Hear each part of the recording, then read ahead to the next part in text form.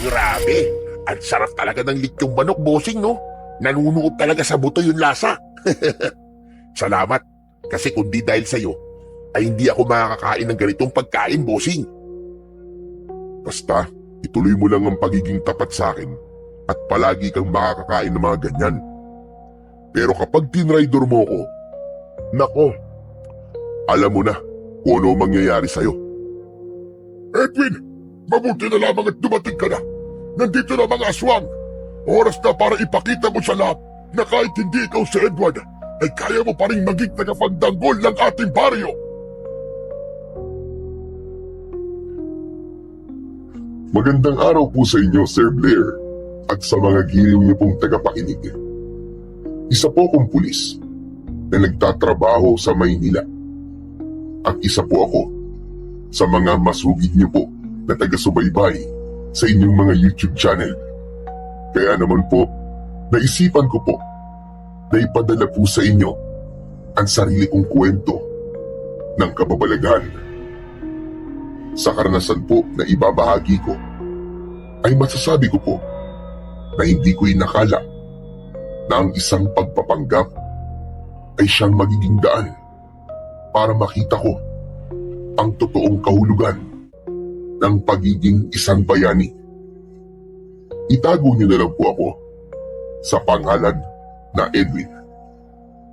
At ito ang aking kwento. Mag-isa na lang ako sa buhay.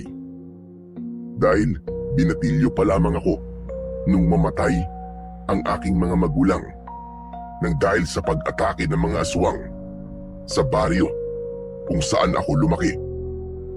Meron akong kakambal na ang pangalan ay Edward.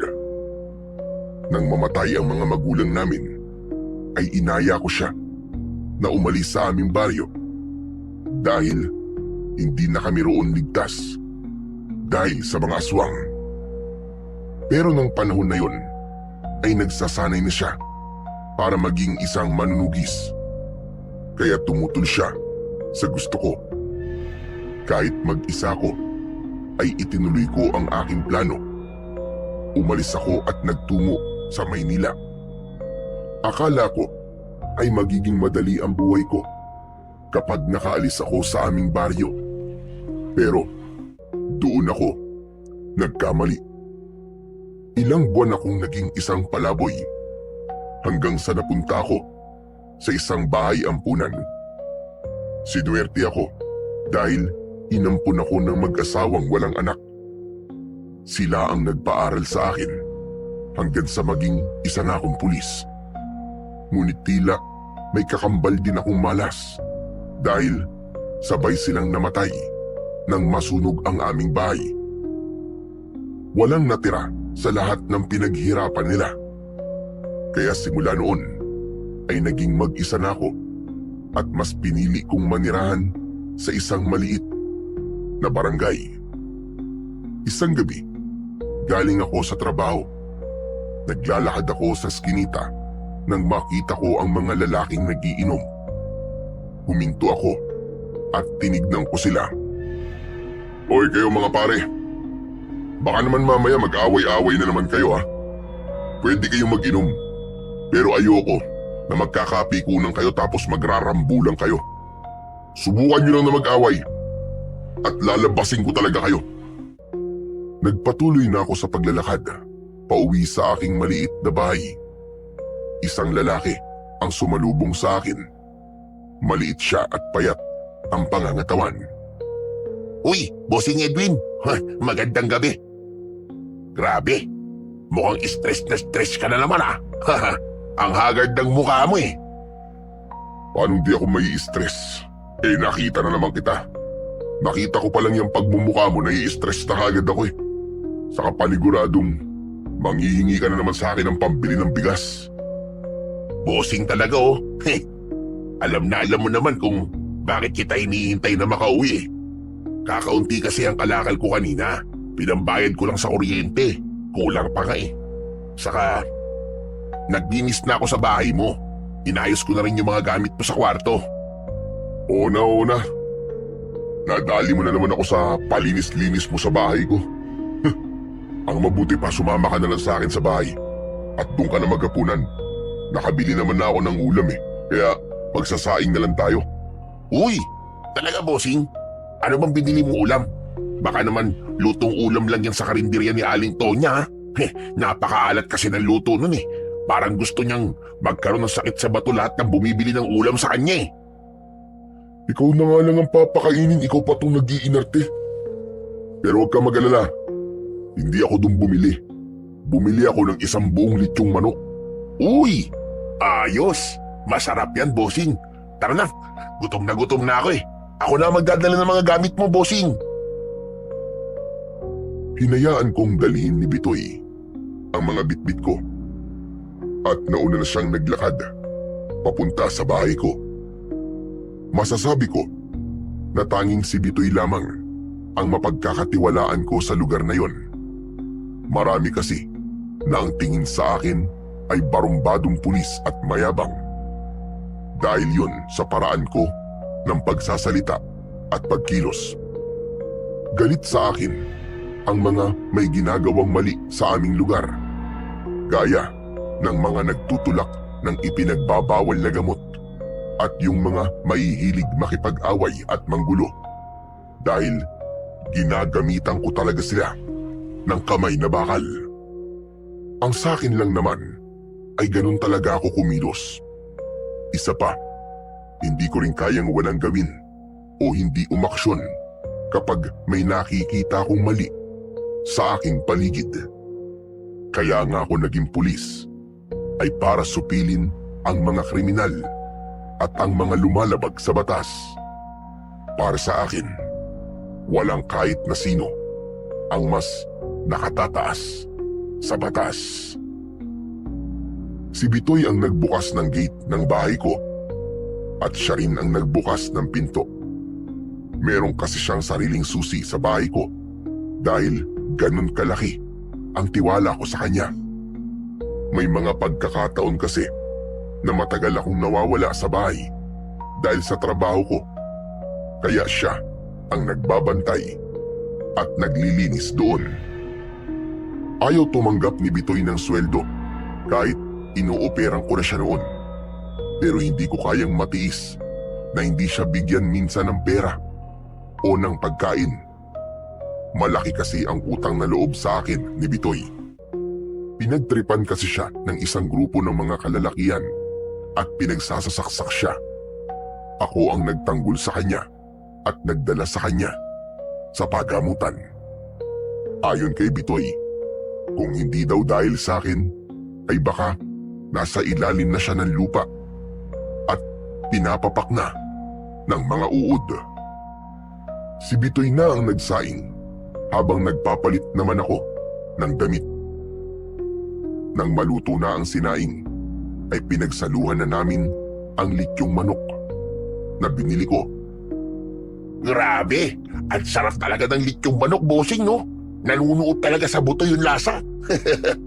Salamat, kasi kung di dahil sa'yo, ay hindi ako makakakain ng ganitong pagkain, bossing. Basta, ituloy mo lang ang pagiging tapat sa akin at palagi kang makakakain ng mga ganyan.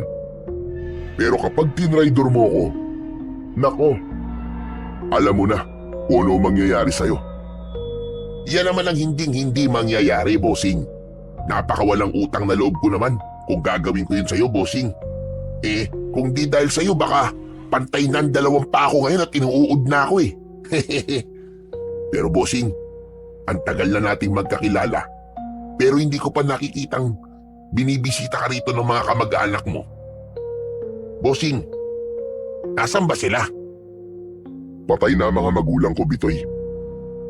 Namatay sila dahil... Dahil ano, bossing? Basta, namatay na sila. Parehas pala tayo. Wala na rin kasi akong mga magulang eh. Yung mga kapatid ko naman, hindi ko na alam kung nasang lupalop. Watak-watak kasi kami. Kumbaga, nakakalat kami sa iba't ibang parte ng Pilipinas. Kapatid bossing, meron ka ba? Sandali akong natigilan sa tanong na yun sa akin ni Bitoy. Naalala ko kasi ang kakambal kong si Edward. Hindi ko kasi akalain na magkakahiwalay kami ng kambal ko. Mula pagkabata hanggang sa nagbinata ay magkasama kami. Marami din talaga ang nalilito sa aming dalawa dahil talaga naman na magkamukhang magkamukha kami. Kung meron nga lang makapagbibigay ng hustisya sa salitang pinagbiyak na bunga, kami na yon ng kakambal kong si Edward. Bossing, may problema ba? Bakit bigla kang tumahimik nang tanungin kita kung may kapatid ka? Meron akong kapatid, Bitoy. Dalawa lang kami. Ang totoo niyan, kakambal ko siya. Wow! Ang astig naman ng bossing. Hindi ko akalain na meron ka palang kakambal, bossing ha. Alam mo, pangarap ko rin na magkaroon ng kakambal eh. Kaya lang, wala sa lahi namin ng kambal. Kaya wala akong magagawa. Talagang ginusto mo pang magkaroon ng kakambal ah. Ano na lang ang mangyayari sa mundo kapag may dalawang tao na nabubuhay na may ganyang muka? Pambihira ka naman, oo. Aray ko! Ang sakit mo naman magsalita, bossing. Teka, nasa na pala yung kakambal mo, bossing? Naroon siya sa probinsya namin. Gaya ko ay tagapagtanggol din siya roon. Ibig sabihin, parehas kayong pulis, bossing? Hindi. Ibang klaseng tagapagtanggol ang kakambal ko. Mas mahirap ang ginagawa niya kumpara sa ginagawa ko. Ano? Ibig sabihin, literal na tagapagtanggol? Yung parang superhero, bossing, ganun ba? Pwede bang wag ka ng maraming tanong? Kumain ka na lang dyan. Hindi ako makasubo ng maayos ng dahil sa kadaldalan mo eh. Grabe! Ang sungit mo naman, bossing. Nagtatanong lang naman eh.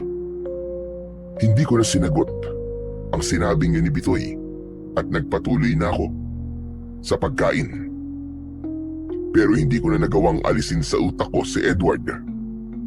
Bigla kong naitanong sa aking sarili kung kumusta na kaya siya o kung naging ganap na ba siyang manunugis sa aming baryo.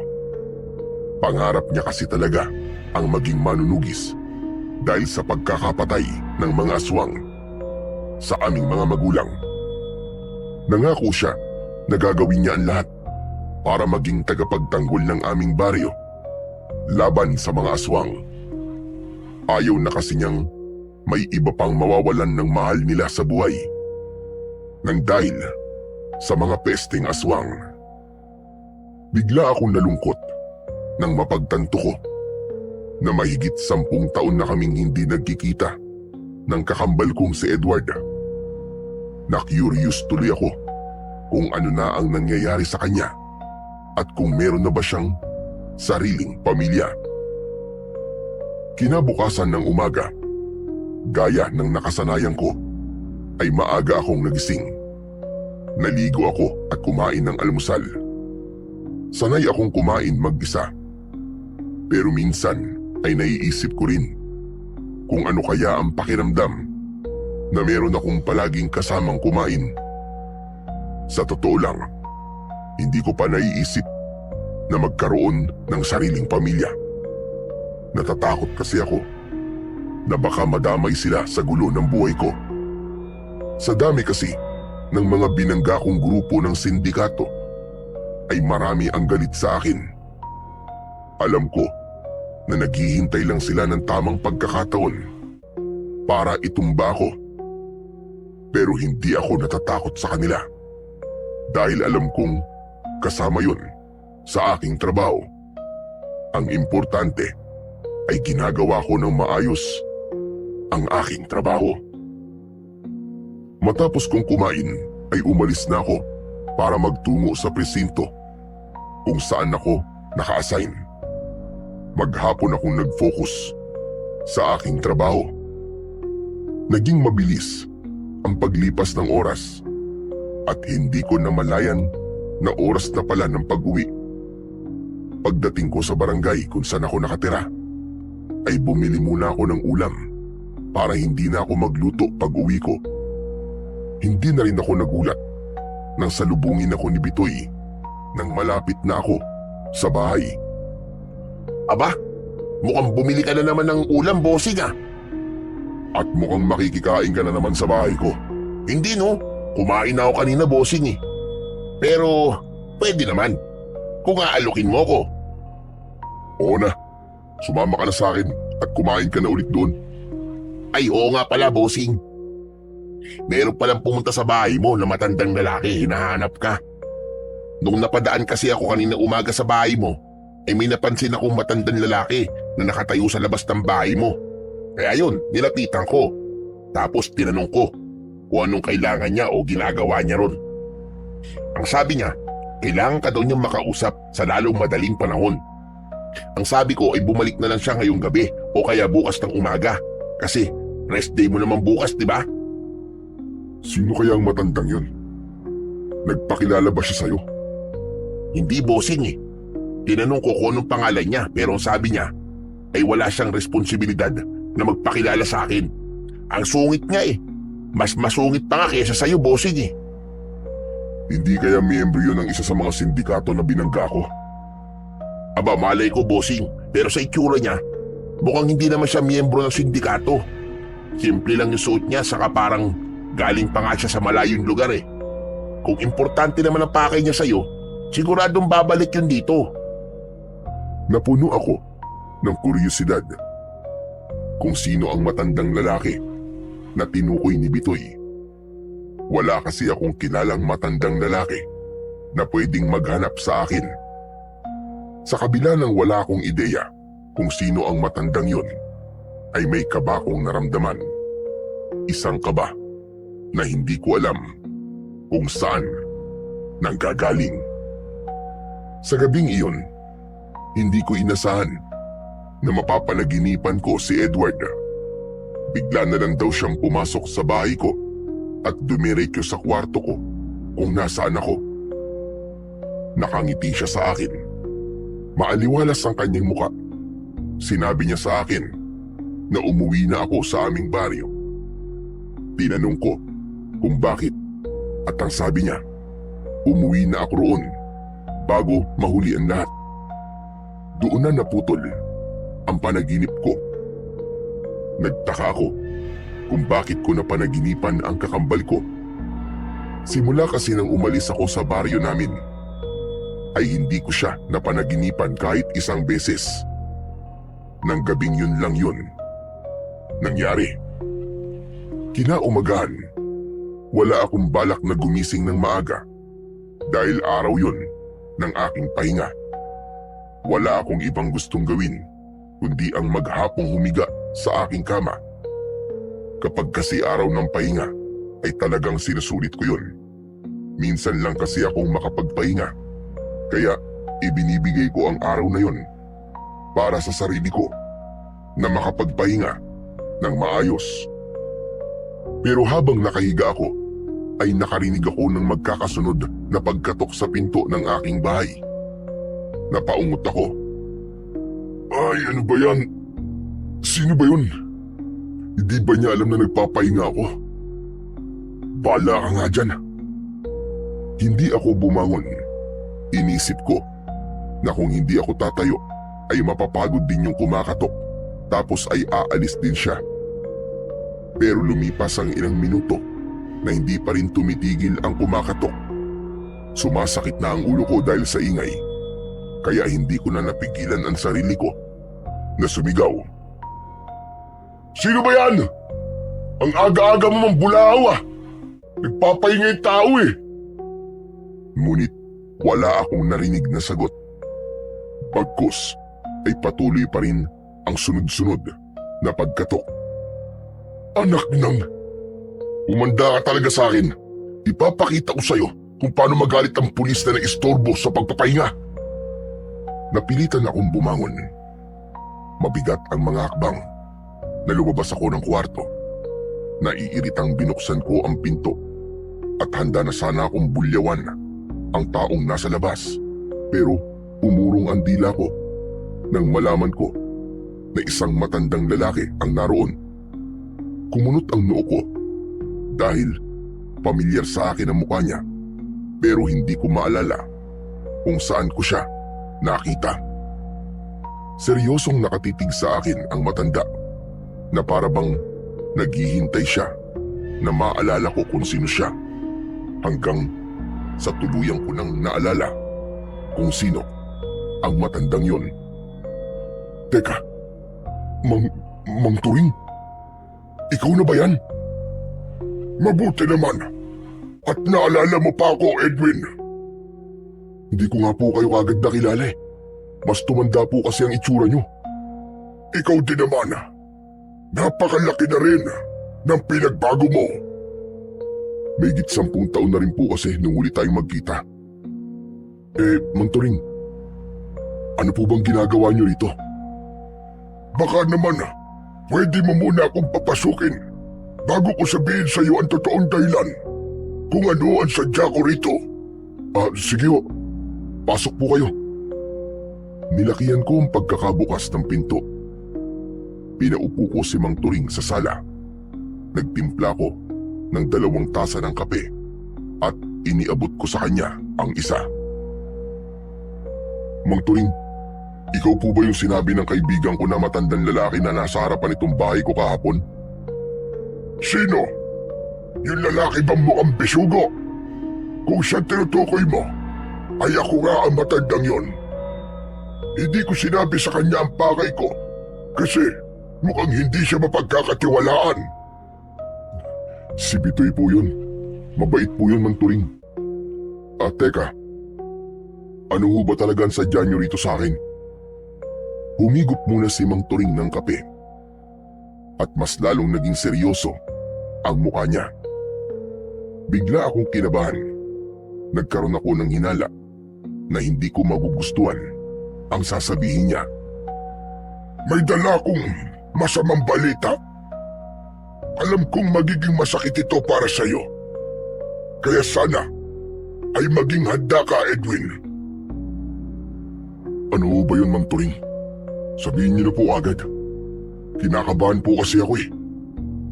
Ang kakambal mo. Wala na siya. Po? Si Edward? Bakit? May iba ka pa bang kakambal bukod kay Edward? Ang ibig ko pong sabihin eh, paano wala na siya? Umalis na po ba siya sa baryo natin? Saan po siya nagpunta? Hindi, Edwin. Patay na si Edward. Namatay siya noong nakarang gabi nung umatake siya sa kuta ng mga aswang sa gubat. Pakiramdam ko ay binuhusan ako ng isang timbang tubig na punong-puno ng yelo. Napamaang ako habang nakatulala. Namuo ang luha ko sa gilid ng aking mga mata. Pero tila ayaw ko mawala ng mga luha ko. Hindi totoo yan. Bawiin yung sinabi niyo, Mang Turing. Hindi pa pwedeng mamatay ang kapatid ko. At paanong mapapatay siya ng mga aswang? Isa siyang mahusay na manunugis. Sana nga, pwede kong bawiin ang sinabi ko. Pero yun ang totoo. Patay na ang kapatid mo, Edwin. Nakakalungkot na matapos ng ilang taong pagtatanggol niya sa baryo natin mula sa mga aswang, ay mamamatay siya nang dahil sa mga aswang. Hindi ako naniniwala. Siguro sinasabi niyo lang yan kasi gusto niyo akong bumalik sa baryo natin. Siguro inutusan kayo ni Edward na gawin yan kasi namimiss niya na ako. Sige, Mang Turing. Uuwi muna ako para makita ang kakambal ko. Hihingi ako ng tawad sa kanya kasi napakahabang panahon na nagawa kong tiisin na huwag siyang makita.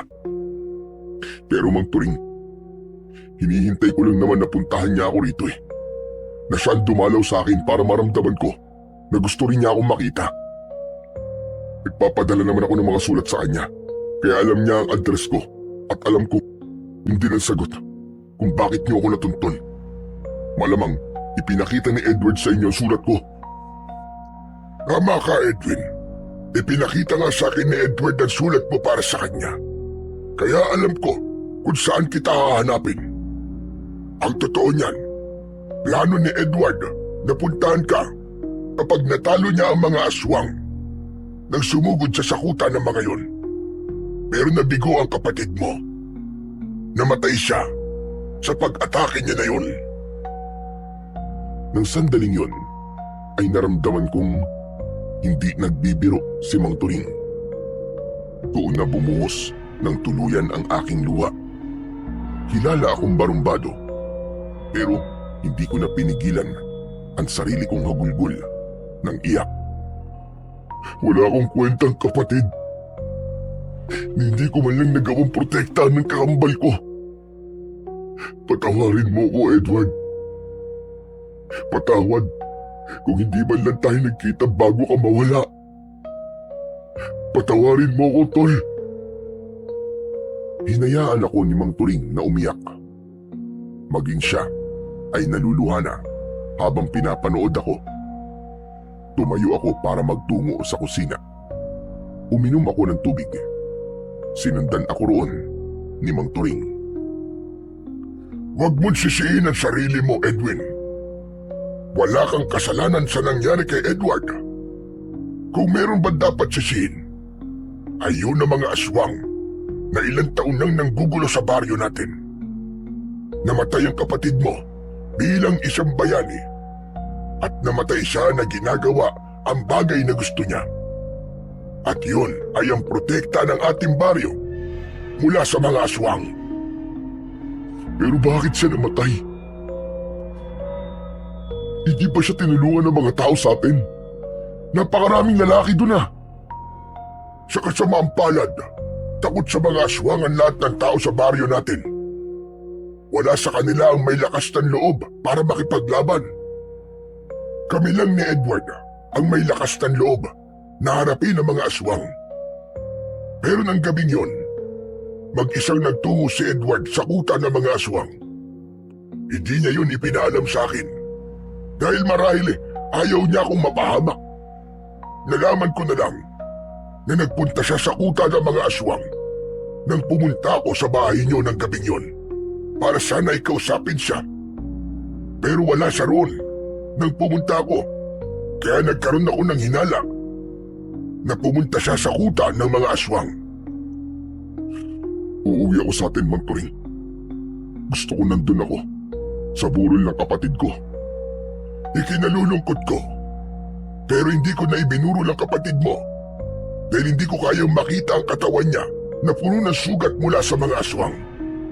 Inilibing ko na kagad ang katawan ni Edward.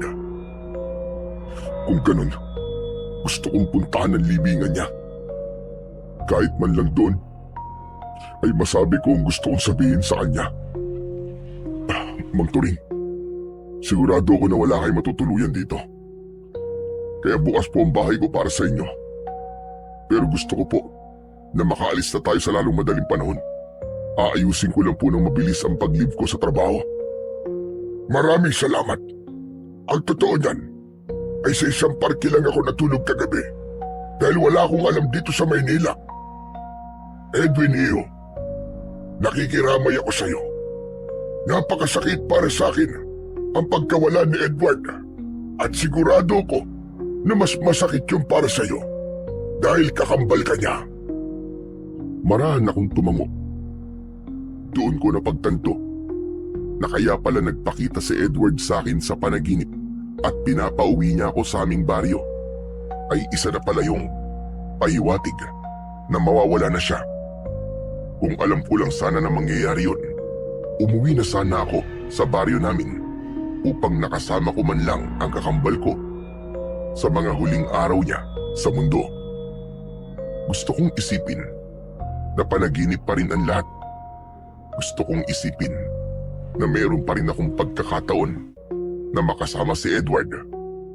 Pero sa tuwing nakikita ko si Mang Turing at naaalala ko ang dahilan kung bakit niya ako pinuntahan, ay sumisiksik sa utak ko ang katotohanang patay na ang aking kakambal na si Edward. Hindi lang ako nasasaktan, may pagsisisi rin akong nararamdaman. Pagsisisi kasi hindi man lang ako umuwi sa aming baryo simula nang umalis ako roon. Inisip ko kasi na mas dapat na si Edward ang bumisita sa akin kaysa ako ang bumisita sa kanya. Tumawag na rin ako sa presinto at nagpaalam ako na maglilib ako ng 1 linggo. Nang sabihin ko ang aking dahilan, ay agad naman nila akong pinayagan. Kinagabihan ay sabay kaming kumain ni Mang Turing. Nagluto ako ng ginisang corned beef at nagprito ako ng daing na bangus. Kumusta na pala ang buhay mo rito sa syudad? Wala ka pa rin bang asawa? Wala pa po, Mang Turing. Wala pa po sa isip ko ang bagay na yan eh.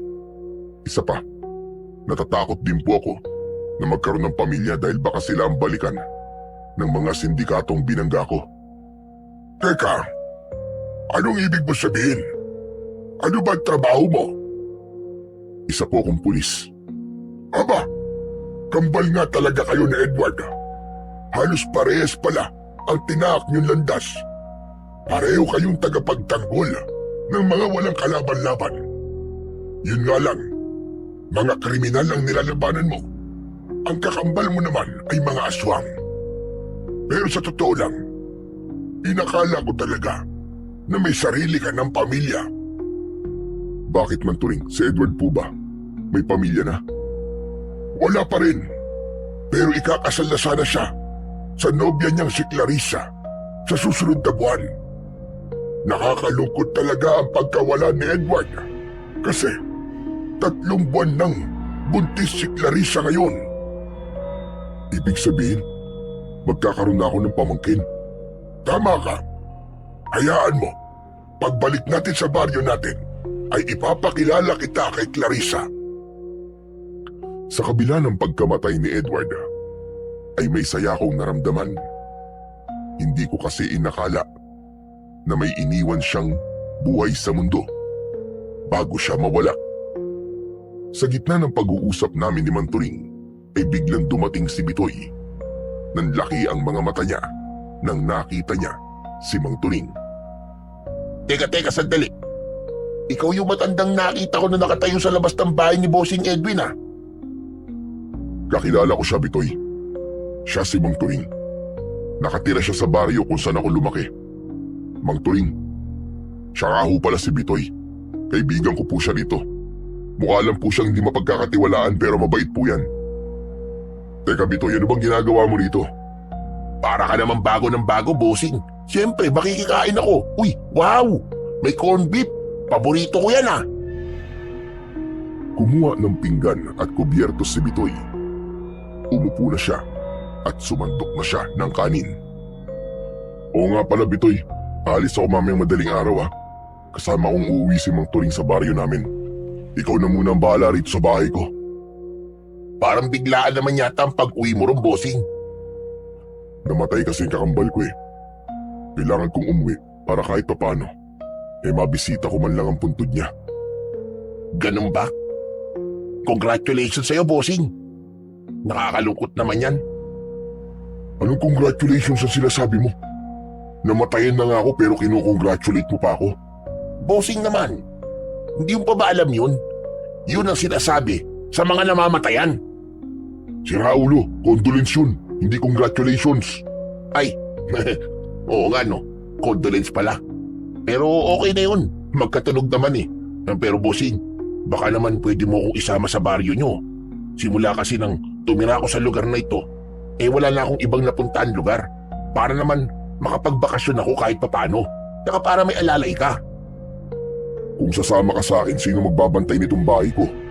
Di, ipapatingin-tingin natin kay Aling Berta. Mabait naman yun, di ba?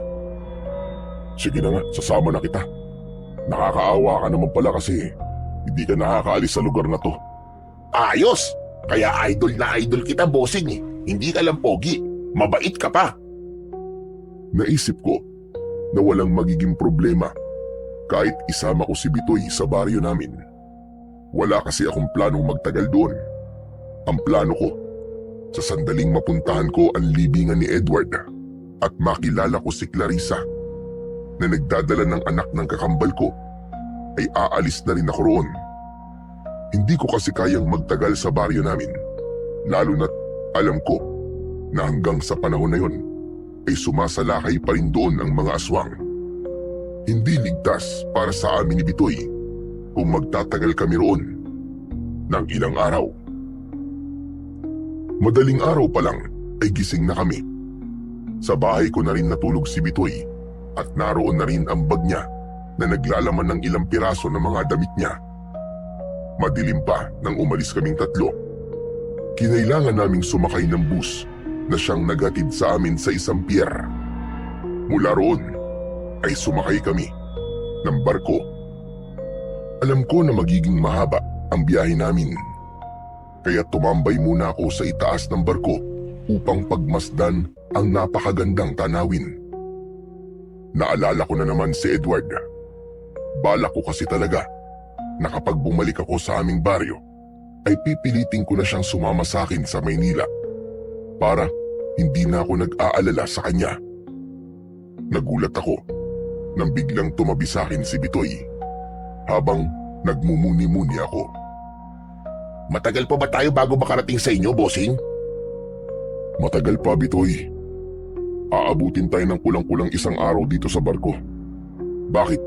Nagsisisi ka na bang sumama ka sa akin? Hindi no. Nakakatuwa ka kasi first time ko makasakay ng barko eh. Pero bossing, hindi ba ang kwento mo sa akin mag-isa kang umalis doon sa baryo nyo? Ibig sabihin, ganito katagal na biyahe pa lang ginawa mo? Grabe! Hanga talaga ako sa'yo, bossing. Oo, Bitoy. Desidido kasi talaga ako na umalis sa baryo namin para makapagsimula ng bagong buhay sa ibang lugar. Wala naman akong pinagsisisihan sa ginawa ko kasi natupad ko ang pangarap kong maging isang pulis. Ang tibay din ng loob mo, bossing. Biruin mo. Binatilyo ka pa nun, di ba? Pero bossing, bakit mo pala gustong umalis sa baryo nyo tapos hindi mo pa isinama yung kakambal mo? Ayaw niyang sumami. Mas gusto niyang manatili doon. Pinilit ko siya pero ayaw niya talaga. Akala niya yata kapag hindi siya aalis ay hindi rin ako aalis. Pero kung meron man akong pinanghihinayangan, ayun yung mga taon na sana ay magkasama kami ni Edward.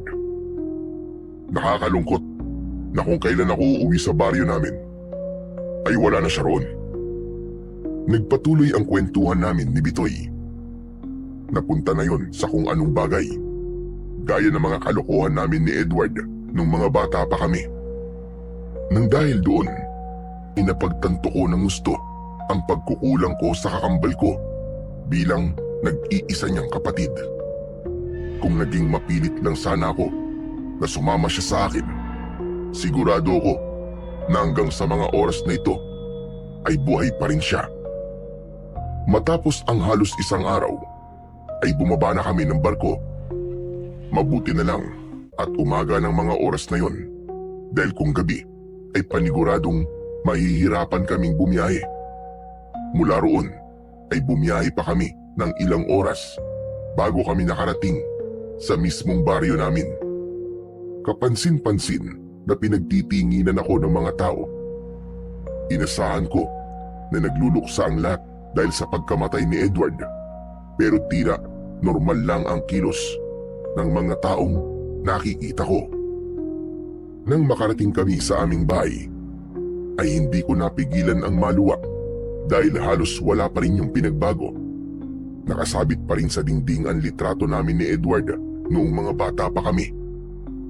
Iniwan lang namin ni Bitoy ang mga gamit namin doon at saka kami sumama kay Mang Turing para magtungo sa libingan ni Edward. Nagtaka ako dahil imbis na sa sementeryo ay pumasok kami sa loob ng gubat. Hindi na lang ako nagtanong. Hindi nagtagal ay huminto kami sa tapat ng isang parte ng lupa na halatang hinukay at tinabunan ng lupa. May nakatusok sa ibabaw na isang kahoy na hugis krus. Dito ko'y nilibing ang katawan ng kakambal mo, Edwin. Hindi na muna ako nagtanong dahil hindi ko na napigilan ang mapahagulgol ng iyak. Nanghihina akong napaluhod sa lupa. Kung pwede nga lang, nahukayin ko ang kapatid ko ay ginawa ko na para mayakap ko siya kahit sa huling pagkakataon. Panay ang hingi ko ng tawad kay Edward kahit hindi ako sigurado kung naririnig ba niya ako. Hinayaan lang ako ni Mang Turing at Bitoy. Tahimik lang sila na nakatingin sa akin. Nang medyo kumalma na ako, ay tumayo na ako at pinunasan ko ang aking mga luha. Hindi na sayang ang pagkamatay ng kakambal mo, Edwin. Simula nang umalis ka, ay wala siyang ginawa kundi gawin ang tungkulin niya sa baryo natin. Nung sinasanay ko pa lang siya na maging manunugis, ay nakita ko kung gaano siya kapursigido. Gusto niya talagang maging isang mahusay na manunugis dahil sa pagnanais niyang maging tagapagtanggol ng baryong ito laban sa mga aswang. Anong sinabi mo, Manturing?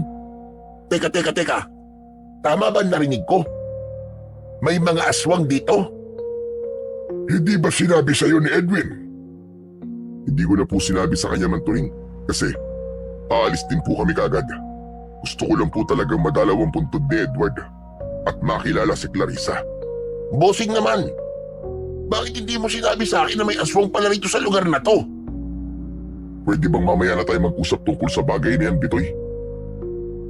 Mang Turing, bakit naman dito sa loob ng gubat niyo nilibing si Edward? Bakit hindi ho sa sementeryo? Para madali siyang mapupuntahan.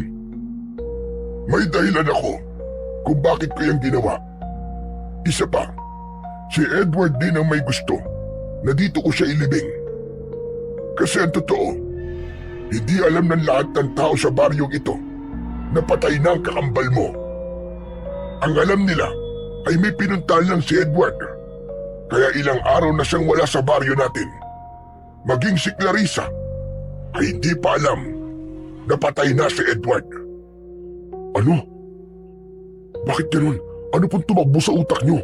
At hindi niyo ipinalam sa mga tao na patay na si Edward? Huminahon ka. Pakinggan mo muna ako. Gaya ng sinabi ko, si Edward ang nakaisip ng bagay na yan. Nang sundan ko siya sa kuta ng mga aswang, ay nakita ko siyang puno ng sugat at naghihingalo. Sinabi niya na alam niyang hindi na siya magtatagal at alam niya na mawawalan ng pag-asa ang mga tao kapag nalaman nila na patay na siya. Sinabi niya na kapag namatay siya, ay pansamantala kong ilibing ang katawan niya dito sa gubat at hanapin kita. Ang gusto ni Edward ay puntahan kita at iiwi kita rito para ikaw ay magpanggap na ikaw ay siya. Dahil magkamukha kayong dalawa, naisip niyang gawin upang hindi mawala ang pag-asa ng mga tao sa baryo natin na makakalaya pa kami mula sa takot sa mga aswang. Sinabi yan ni Edward. Hindi. Isa yung kalokohan. Hindi ito isang kalokohan, Edwin. Naiintindihan ko si Edward kung bakit gusto niyang isipin ng mga tao na buhay pa rin siya. Kung alam mo lang kung gaano umaasa ang lahat kay Edward na siya ang susi para matapos na ang paghihirap ng baryo natin na dulot ng mga pesting aswang. Gusto ng kakambal mo na huwag mawala ang pag-asang yun sa mga tao rito, Edwin. At sigurado ko na kapag nalaman ng mga tao na patay na si Edward, ay mas lalo silang matatakot. At anong mangyayari kapag pumayag ako sa gusto ni Edward? Magpapanggap ako na siya. Pero nung mangyayari, wala. Hindi mauubos sa mga aswang kasi hindi naman ako si Edward. Hindi ako isang manunugis at hindi ako marunong makipaglaban sa mga aswang. Hindi lang yun ang nais ni Edward na gawin mo. Gusto rin niyang ipagpatuloy mo at tapusin mo ang laban na kanyang sinimulan. Hiniling sa akin ni Edward bago siya mawala na sabihin ko sa iyo na ikaw rin ang tumapo sa pakikipaglaban sa mga aswang. At kapag nagtagumpay kang gawin yun, ay saka lang natin sasabihin sa mga tao na wala na siya. Ano? Pati pakikipaglaban sa mga aswang ipapagawa niya sa akin? Ano naman pong alam ko sa pakikipaglaban sa mga aswang? Mga kriminal lang ang kaya ko. Pero kung aswang na, ibang usapan na yun. Kaya nga ako nandito para tulungan ka. Ako ang magtuturo sa iyo ng mga dapat mong malaman. Isa pa, Ibinigay sa akin ng kakambal mo ang kanyang agimat na magagamit mo sa pakikipaglaban sa mga aswang. Hindi. Ayoko man, Turing. Hindi ako pumapayag. Nandito lang ako para puntahan ng personal ang libingan ng kakambal ko. Yun lang ang gagawin ko, wala nang iba. At hindi na rin ako magpapakita kay Clarissa. At baka isipin pa niya na ako ang boyfriend niya. Pero Edwin, yun ang gustong mangyari na kakambal mo. Hindi mo man lang ba kayang tuparin ang huling kahilingan ni Edward? Hindi mo ako makukuha sa pangungonsensya mo, Manturing. Hindi ako sasabak sa isang bagay na alam kong hindi ko magagawa ng maayos. Pulis ako, hindi manunugis. Pasensya na, pero hindi ko po talaga kaya. Maiintindihan naman siguro ko ni Edward sa pagtanggi ko. Muli akong humarap sa puntod ni Edward at sa huling pagkakataon ay nagpaalam na ako sa kanya. Inaya ko na si Bitoy na umalis at nang naglakad ako ay sumunod na sa akin sina Bitoy at Mang Turing. Patuloy sa pangungumbinsi si Mang Turing sa akin pero nagbingi-bingihan ako. Naniniwala ako na nagsasabi ng totoo si Mang Turing pero alam ko ang kakayahan at kapasidad ko. Hindi ako kagaya ni Edward na binatilyo pa lamang ay sinanay na para maging isang mahusay na manunugis. Isa pa, hindi ko rin kayang manloko ng mga tao at paniwalain sila na ako si Edward para lang hindi mawala ang pag-asa nila na may tsansa pang makalaya ang baryong yun mula sa pagsalakay ng mga aswang. Bossing, totoo ba talaga yung mga pinag-usapan niyo ni Mang Turing? May mga aswang talaga na sumasalakay sa baryong to? Narinig mo naman siguro mga pinag-usapan namin kanina, di ba? Kailangan ko pa bang magpaliwanag sa'yo? Medyo gets ko naman, bossing. Medyo hindi lang ako makapaniwala sa aswang-aswang na yan. Kasi sa Maynila ako lumaki. Wala namang kasing aswang dun eh. Mukhang aswang meron. Totoo mga aswang, Bitoy.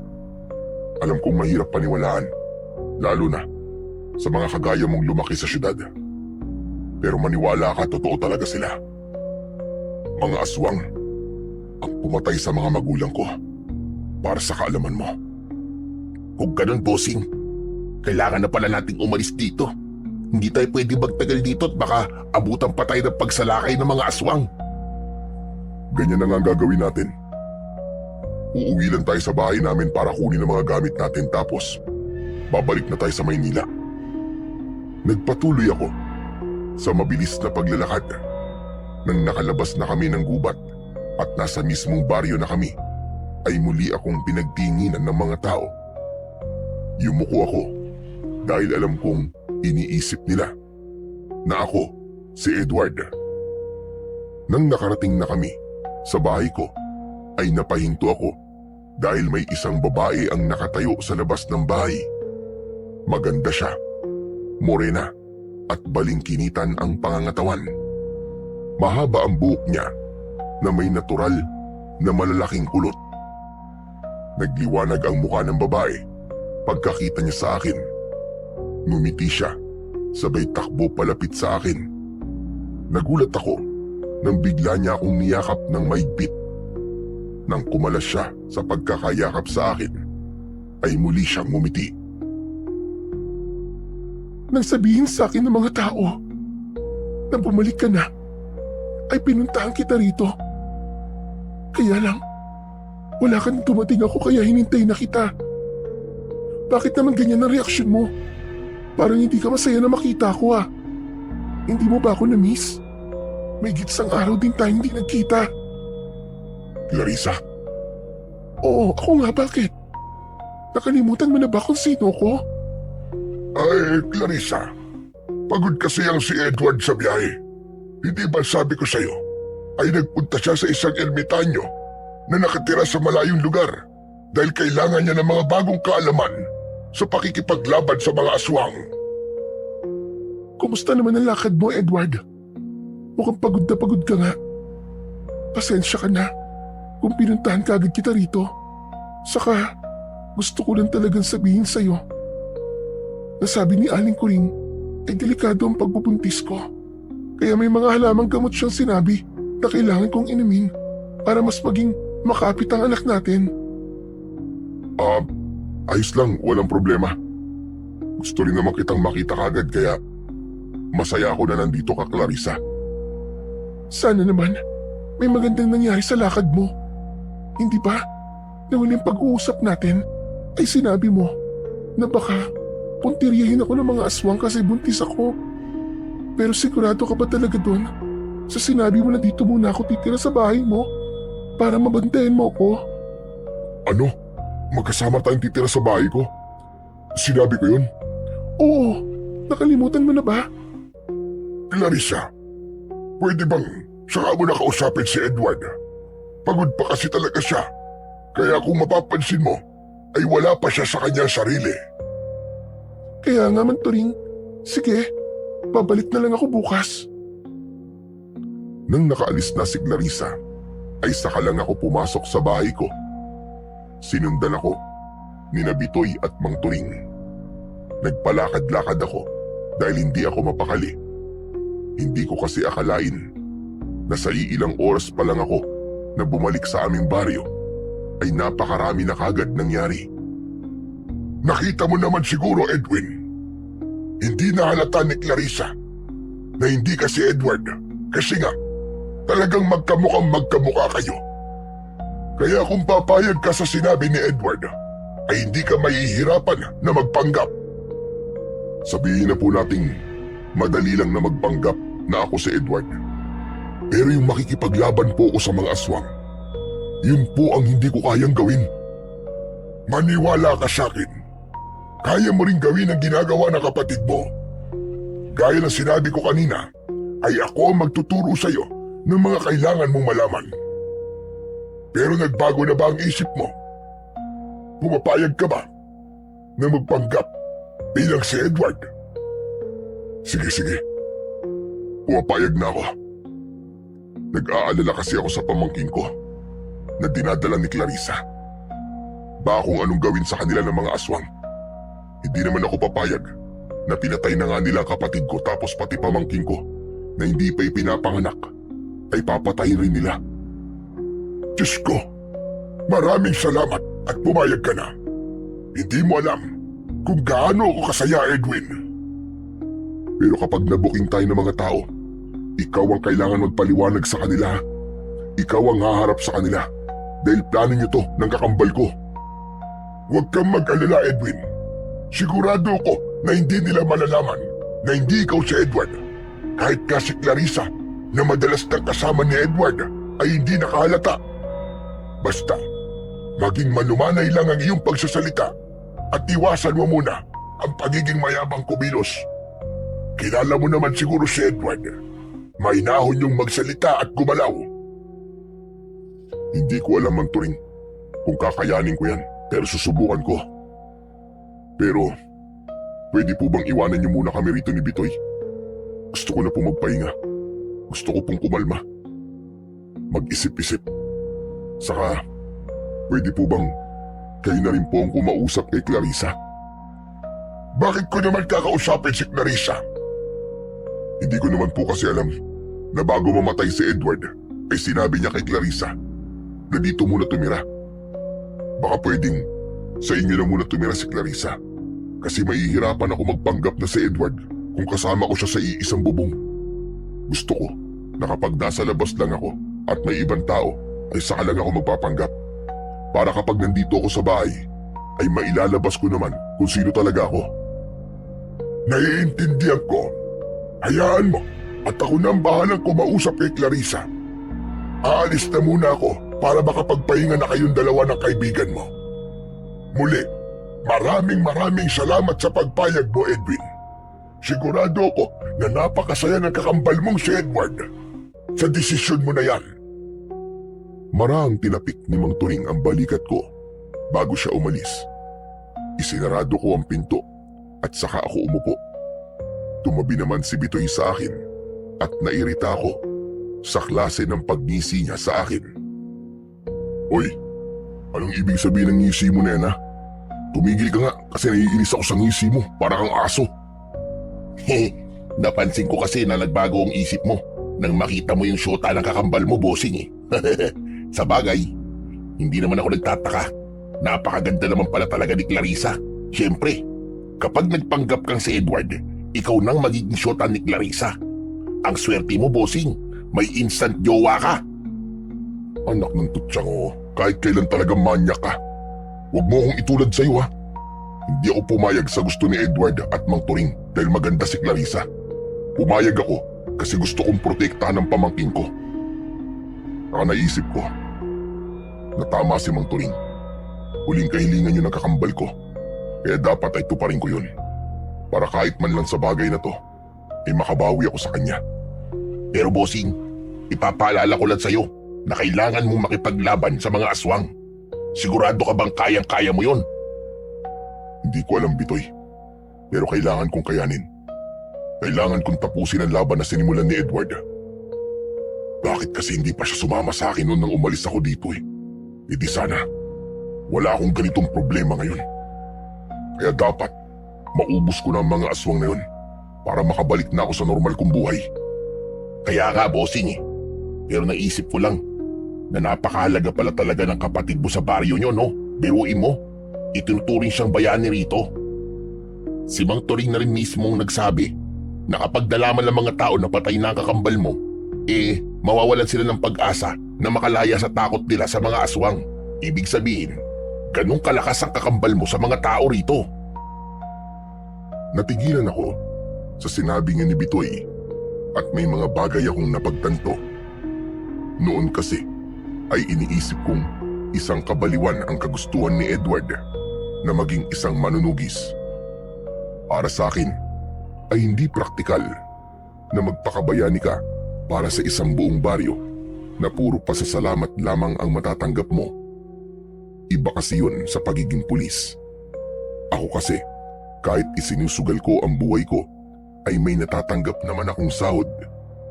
Pero nang dahil sa sinabi ni Bitoy, napagtanto ko kung bakit ninais ni Edward na maging isang manunugis. At yun ay upang maging simbolo ng pag-asa sa baryo namin. At sigurado ko na natupad niya ang bagay na yun. Nang sunod na araw, ay agad naming inumpisa ni Mang Turing ang aming pagsasanay. Isinagawa namin yon sa likod ng bahay. Habang si Bitoy naman ay pinapanood kami habang kumakain ng chichirya na parabang nanonood siya ng pelikula sa sinihan. Lumapit si Mang Turing sa akin at inabot niya sa akin ang 2 itak. Kakaiba ang hawakan nun dahil may mga nakaukit doon na mga simbolo na wala akong ideya kung ano ang ibig sabihin. Ano yan, Mang Turing? Bakit niyo sa akin ibinibigay ang mga itak na yan? Dahil ito, ang mga sandata na ginamit noon ni Edward sa pakikipaglaban sa mga aswang. Kaya ang mga ito rin ang gagamitin mo. Nagpapatawa po ba kayo? Pulis ako. Baril po ang ginagamit ko at hindi itak. Pero hindi na ikaw ngayon si Edwin. Habang nandito ka sa baryo natin, ay ikaw muna si Edward. Kailangan mo matutunan kung paano siya makipaglaban sa mga aswang.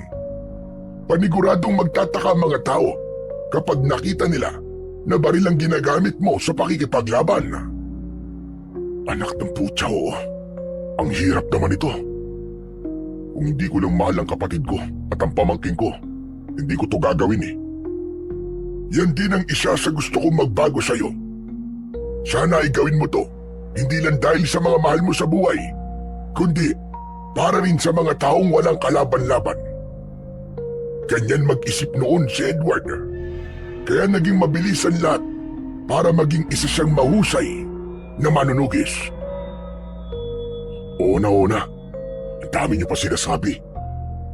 Wala naman pala akong pagpipilian eh, kundi gamitin ang itak na to ni Edward. Akin na nga yan, para makapagsimula na tayo. Nang iabot sa akin ni Mang Turing ang itak, ay may kakaiba akong naramdaman. Tila may mga maliliit na boltahe ng kuryente ang biglang gumapang sa aking kamay, papunta sa lahat ng parte ng aking katawan. Sigurado ko na nagmula yon sa itak. Sandali lang, Manturing. Ang sabi nyo ay merong ginagamit na agimat si Edward, tama ba? Nasaan po yun? Mas maganda siguro kung turuan nyo na rin akong gamitin yun para maging mabilis tayo rito. Ang agimat na yon ay hawak mo na. Ang itak na yan ay naglalaman ng agimat na kayang gawing malakas at maliksi ang kung sino mang hahawak niyan at gagamit niyan laban sa mga aswang. Pero kung meron itong agimat o kapangyarihan, bakit nagawang patayin ng mga aswang ang kapatid ko? Yan din ang ipinagtataka ko. Pero marahil masyadong nagtiwala si Edward na kaya niya ang dami ng mga aswang, kaya bumaba ang kanyang depensa. Siguro naman ay alam mo na hindi lang puro pag-atake ang ginagawa sa isang labanan, kundi dapat ay malakas din ang iyong depensa. Matapos yun, ay sinimulan na ni Mang Turing ang pagtuturo sa akin ng paggamit ng itak sa pakikipaglaban. Iba't ibang estilo ng pag-atake ang ipinakita niya sa akin na sinundan ko. Tinuruan din niya akong dumepensa gamit ang itak. Sa una ay napakabigat ng mga itak, pero habang tumatagal ay gumagaan na yun at naramdaman ko na parang iisa na kami. Inisip ko na lang na ako talaga si Edward upang madali kong matutunan ang mga dapat kong malaman. Halos 1 oras din akong sinanay ni Manturing. Kahit papano ay nakukuha ko na ang tamang paghawak sa mga itak at kung paano ko yung gagamitin sa pakikipaglaban at pagprotekta sa aking sarili. Sakto, pagkatapos ng aming pagsasanay, ay dumating bigla si Clarissa na may dalang 1 pinggan ng pritong saging. Oh, Clarissa! Anong ginagawa mo rito? Ikaw naman, parang bago sa ito ha. Hindi ba? Alam mo naman na kapag ganitong oras na nagsasanay ka, ay palagi kitang dinadala ng merienda. Sorry, nakalimutan ko eh. Tama-tama nga ang dating mo kasi kakatapos lang namin magsanay ni Mang Turing. Kinausap pala ako kagabi ni Manturing tungkol dun sa pagtira ko sa bahay mo. Naiya ka lang daw sabihin sa akin. Kaya siya ang nagsabi ng gusto mong sabihin. Naiintindihan ko naman kung bakit mas gusto mo na sa bahay ako ni Mang Turing tumira. Baka kasi kung anong isipin ng mga tao kasi nakatira ako sa bahay mo tapos hindi pa tayo kasal. Kung buhay pa sana ang mga magulang ko, paniguradong hindi tayo mag-aalala kasi may kasama sana ako sa bahay. Bakit? Ano bang ikinamatay ng mga magulang mo? Nakalimutan mo na ba? Pinatay din sila ng mga aswang, di ba? Teka, ano ba talaga nangyayari sa'yo? Parang simula nang bumalik ka rito, ay naging makakalimutin ka na. Oo nga pala, naalala ko na. Pasensya ka na, Clarissa. Ang dami ko kasing iniisip nitong mga nakarang araw dahil sa mga aswang. Naiintindihan ko naman. Kahit siguro ko ay magiging makakalimutin din kapag lahat ng tao ay umaasa sa akin. Ay, oo nga pala. Aalis na ako. Ihahanda ko pa kasi ang mga gamit ko para makalipat na ako sa bahay ni Manturing. Dinala ko lang talaga itong pagkain sa inyo. Nang yakapin ako ni Clarissa, ay gumanti rin ako ng yakap sa kanya. Pinanlakihan ko ng mga mata si Bitoy dahil kulang na lang ay mangisay siya sa sobrang kilig. Hindi na nagtagal doon si Clarissa at umalis na siya. Isang malalim na paghinga ang pinakawalan ko. Pakiramdam ko ay mas napagod ako sa pagpapanggap ko na ako si Edward sa harap ni Clarissa kesa sa pagsasanay namin ni Mang Turing. Humarap ako kay Mang Turing at napailing ako. Mang Turing, napakahirap talaga ng pinapagawa niyo to sa akin. Para akong artista na gumaganap sa karakter na wala akong ideya kung anong klaseng tao siya. Matagal akong nawala rito sa baryo, kaya hindi ko alam kung paano magsalita at kumilos ang kakambal ko. Sa tingin ko naman ay maganda ang ginawa mo. Nakita mo naman na hindi nagduda sa iyo si Clarissa. Eh paano kapag makikipaglaban na ako sa mga aswang? Paano kung hindi ko makuha ang mga galaw at galing ni Edward? Huwag kang mag-isip ng ganyan. Alam kong malaki ang tiwala sa iyo ng kakambal mo. Kaya niya naisip na ipasa sa iyo ang tungkulin niya sa baryo natin. At gusto ko ring sabihin na maganda ang ipinakita mo sa ating pagsasanay.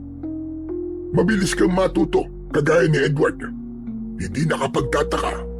Nakakambal ka niya. Sus, binola niyo pa ako.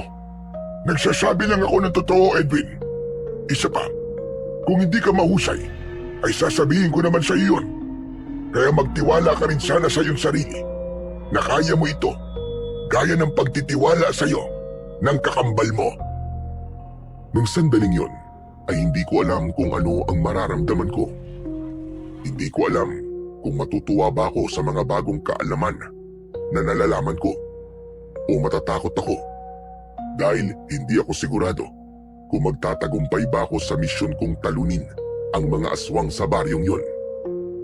Pero isang bagay lang ang naging sigurado ko at yun ay ang hindi pala madali ang ginagawa ng kapatid ko bilang isang manunugis.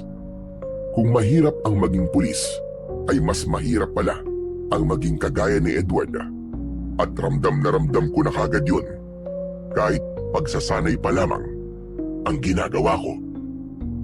Nang mga sumunod na araw, ay nagpatuloy ako sa pagsasanay upang mas makuha ko na ang galaw ng kapatid ko pagdating sa pakikipaglaban sa mga aswang. Napakalaki ng naitutulong ni Mang Turing sa akin para mas maging mahusay ako at matutunan ko ang mga dapat kong malaman. Hanggang isang araw, pinatawag ako ng aming kapitan upang magsalita sa plaza sa harap ng mga tao. Iyon ay upang ipaalam ko sa kanila kung ano ang plano ko. Ayon kay Mang Turing, ay ginagawa talaga yun ni Edward ng isang beses sa isang buwan upang mas maramdaman ng mga tao ang pag-asa na darating ang panahon na matatapos na ang dilubyo sa aming baryo. Bago ako magsalita sa harap ng mga tao sa aming baryo, ay sinabi muna sa akin ni Mang Turing kung anong mga sinasabi ni Edward noon sa ganung pagtitipon para kahit papano ay meron akong ideya sa mga sasabihin ko. At habang nagsasalita ako sa plaza, ay nakita ko kung gaano matamang nakikinig ang lahat sa akin. Nakatingin sila sa akin na para bang ako ang nag-iisa nilang pag-asa para matapos na ang kaguluhang ilang taon nang nagpapahirap sa kanilang lahat. Pagkatapos kong magsalita, ay nagpasalamat ako sa mga tao sa pakikinig nila sa akin at naglakad na ako pauwi sa aming bahay. Maya-maya pa ay isang lalaki ang tumawag mula sa likuran ko. Huminto ako at paglingon ko ay isang nakangising lalaki na balbas sarado ang palapit sa akin. Napakunot noo ko. Nung una ay hindi ko maalala kung sino siya hanggang sa naalala ko na siya si Ruben. Siya yung palaging nang aaway sa amin ng kapatid ko nung mga bata pa kami. Kilala ko siya bilang mayabang, mapagmataas at hindi nagpapatalo sa lahat ng bagay. At ramdam ko na hindi pa rin siya nagbabago base sa paraan ng pagtingin niya sa akin. Anong kailangan mo sa akin, Ruben? Gusto ko lang sabihin, natawa ako sa mga pinagsasabi mo kanina sa plaza. Hindi ka pa rin nagbabago. Pinapaasa mo pa rin ang mga tao sa isang bagay na alam naman nating imposible. Ano bang gusto mong palabasin? Bakit kasi hindi mo nalang aminin sa mga tao na hindi mo talaga kayang ubusin ang mga aswang sa baryo natin? Tama na ang pagpapaasa mo sa kanila. Pinapaniwala mo lang sila sa isang bagay na hindi mo naman kayang gawin. Ikaw yata ang hindi nagbabago. Hanggang ngayon ay mayabang ka pa rin. Aba, nakapagtataka na sumasagot ka sa akin ng ganyan. Dati naman palagi ka lang tahimik. Alam mo, Kung meron man dapat na totoong iduluhin ng mga tao dito, ay ako yun. Hindi lang ikaw ang nakikipaglaban sa mga aswang, kundi ako rin. Umamin ka na nga sa akin. May ginagamit ka bang orasyon sa mga tao para ikaw lang ang purihin nila? Hindi ko kailangan ng orasyon para makita ng mga tao kung anong ginagawa ko. Baka naman kasi nakikita rin ng mga tao ang ginagawa mo. Pero bukod dun, ay nakikita nila na may mali sa'yo. Hindi mo ba naisip yun? Iba ka na talaga magsasasagot ngayon ha? Parang hindi na ikaw si Edward ha? Pero alam mo, masaya ako na nakaligtas ka nung sumalakay ka sa kuta ng mga aswang. Hindi ko akalain na mabubuhay ka pa eh. Maganda rin talaga na sinunod mo ang payo ko sa'yo. Anong payo ang sinasabi mo? Nakalimutan mo na ba? Ako nagsabi sa'yo na umatake ka sa gabing yun dahil kakaunti ang mga aswang na nasa kanilang kuta. Pasensya ka na rin kung hindi kita nasamahan ng gabing yun gaya ng sinabi ko sa'yo. Alam mo na, may mas importanteng bagay kasi akong ginawa eh. Nakakalokong ngumisi si Ruben. Tinapik niya ang braso ko at saka siya naglakad palayo. Hindi ako gumalaw sa kinatatayuan ko. Pinag-isipan kong mabuti ang mga sinabi sa akin ni Ruben. Bilang isang pulis, naramdaman ko na may mali sa mga sinabi ni Ruben, lalo na sa parting sinabi niya na sasamahan niya dapat si Edward sa pag-atake sa kuta ng mga aswang. Pero hindi na ito tumuloy. Maya-maya pa ay nagpatuloy na ako sa paglalakad. Iniisip ko pa rin ang mga sinabi ni Ruben. Nang nakarating na ako sa bahay ay umupo ako sa upuang nasa harapan ng bahay na nasa ilalim ng isang puno ng mangga. Nang dumating si Mang Turing ay umupo siya sa tabi ko. Parang ang lalim yata ng iniisip mo. Tungkol ba yan sa pagsasanay na ginagawa natin? Huwag kang mag-alala, Edwin. Ako na nagsasabi sa'yo, araw-araw ay humuhusay ka. Nakukuha mo na ang galaw ng kakambal mo. Hindi naman po yun ang iniisip ko, Mang Turing. Kanina kasi, kinausap ako ni Ruben. Talaga? Aba, ano naman sinabi sa'yo ng damuho na yon? Di pa rin po siya nagbabago. Kung ano siya nung umalis ako rito, ay ganun pa rin siya. Napakayabang pa rin niya. Totoo bang nakikipaglaban din ho siya sa mga aswang? Oo. Nang malaman niya noon na gustong maging manunugis ni Edward, ay sinabi rin niya sa akin na gusto rin niyang maging manunugis.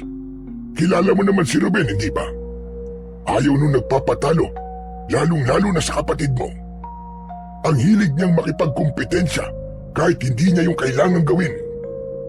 Sinanay ko sila noon ni Edward, pero walang disiplina si Ruben. Kaya itinigil ko ang pagsasanay sa kanya. Pero kahit hindi ko siya sinanay, gaya ng ginawa ko sa kapatid mo, ay itinuloy pa rin niya ang pakikipaglaban sa mga aswang.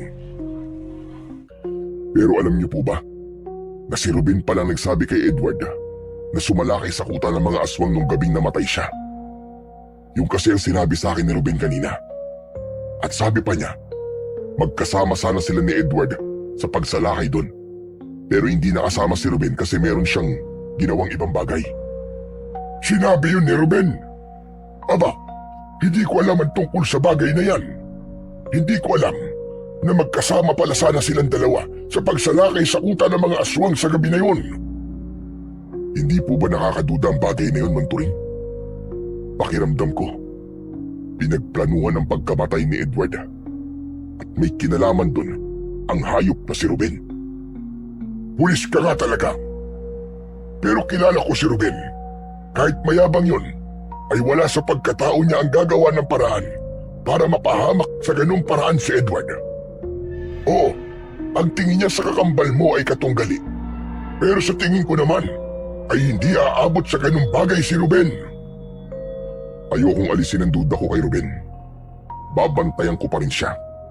Kung may kinalaman nga siya sa pagkamatay ng kakambal ko, sisiguraduhin ko na magbabayad siya. Kung gusto mong gawin yan ay hindi kita pipigilan. Pero sana ay mas bigyan mo ng atensyon ang iyong pagsasanay, lalo na't wala tayong ideya kung kailan sasalakay ang mga aswang. Huwag po kayong mag-alala, Mang Turing. Ginagawa ko naman po ang lahat para maging handa ako kung sakaling sumalakay ng mga aswang dito sa baryo. Gagawin ko po ang lahat para walang magginala na hindi ako si Edward. Yan ang gusto kong marinig mula sa iyo. Maraming salamat talaga, Edwin. Alam kong mahirap para sa iyo ang ginagawa mo ito. Ginagawa ko po ito bilang ito ang huling hiling ng kakambal ko.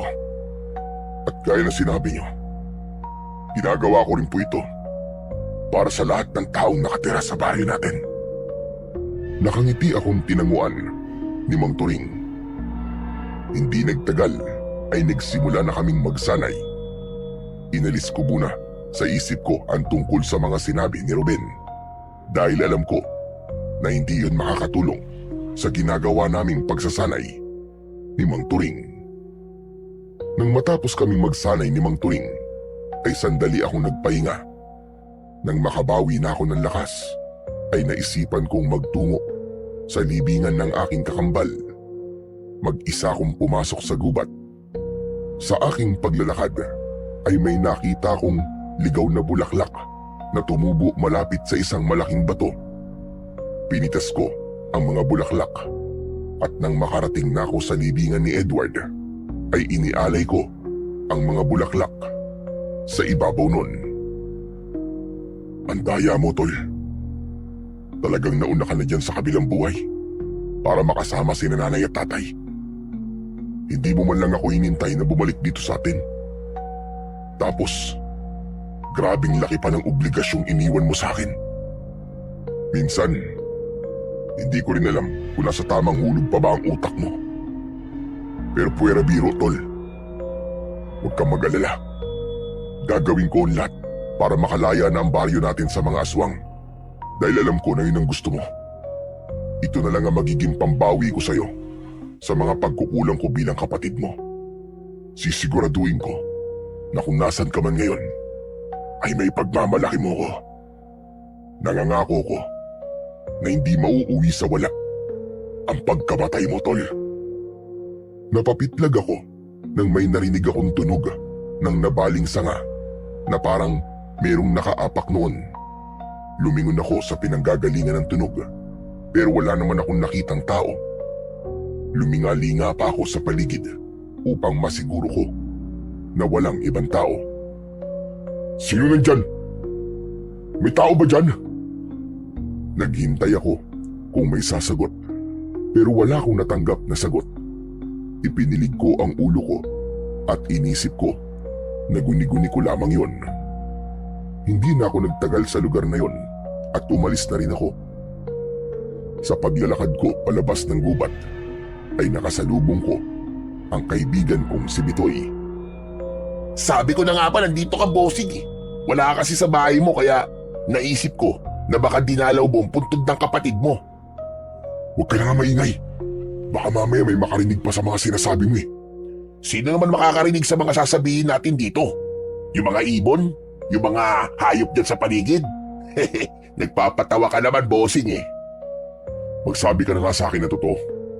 Nandun ka ba kanina nung kinakausap ko si Edward sa puntod niya? Wala, bossing ha. Nakita mo naman na pupuntahan pa lang sana kita dito eh. Bakit? May problema ba, bossing?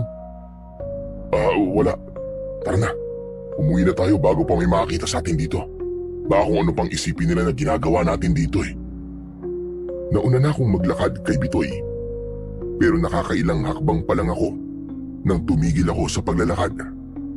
Mabilis akong lumingon sa pinanggalingan namin dahil may naramdaman ako na presensya ng isang tao. Pero wala akong nakita kundi mga puno at mga halaman. Hanggang sa nagpatuloy na ako sa aking paglalakad. Pero may kaba akong naramdaman dahil hindi ako sigurado kung merong ibang tao na nakarinig ng mga sinabi ko kanina habang nasa harapan ako ng puntod ni Edward. Kung sakali kasi na may makakaalam na hindi talaga ako ang kakambal ko at malalaman yon ng buong baryo, ay paniguradong isa yung malaking gulo. Kinagabihan, nakahiga na ako sa papag at gising na gising pa rin ako habang si Bitoy ay nakahiga at natutulog na sa mahabang upuan sa sala. Dinig ko ang malakas niyang paghilik.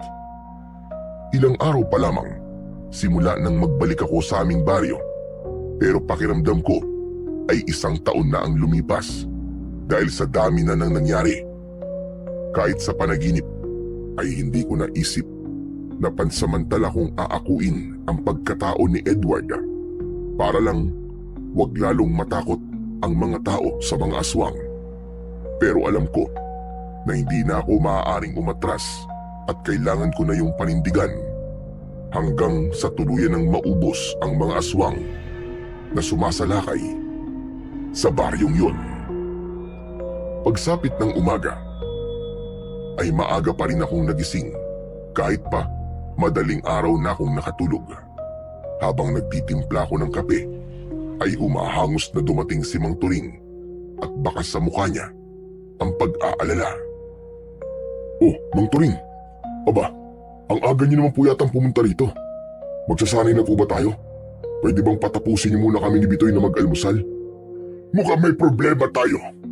Si Ruben, pinatawag niya ang lahat ng mga tao at pinapunta niya sa plaza. At sabi niya ay meron siyang sasabihin tungkol kay Edward." Akala ko naman kung ano na. Malamang sisiraan na naman nun ang kakambal ko. Hayaan niyo siya. Wala namang maniniwala sa kanya dahil mas may tiwala ang mga tao kay Edward kaysa sa kanya. Kinakabahan ako, Edwin.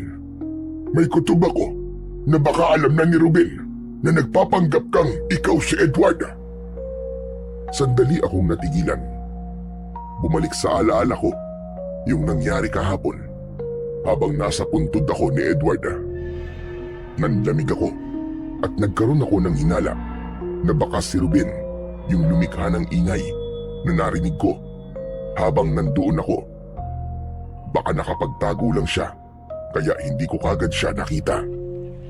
Nagmamadali akong tumakbo papunta sa plaza habang nakasunod sa akin si Mang Turing.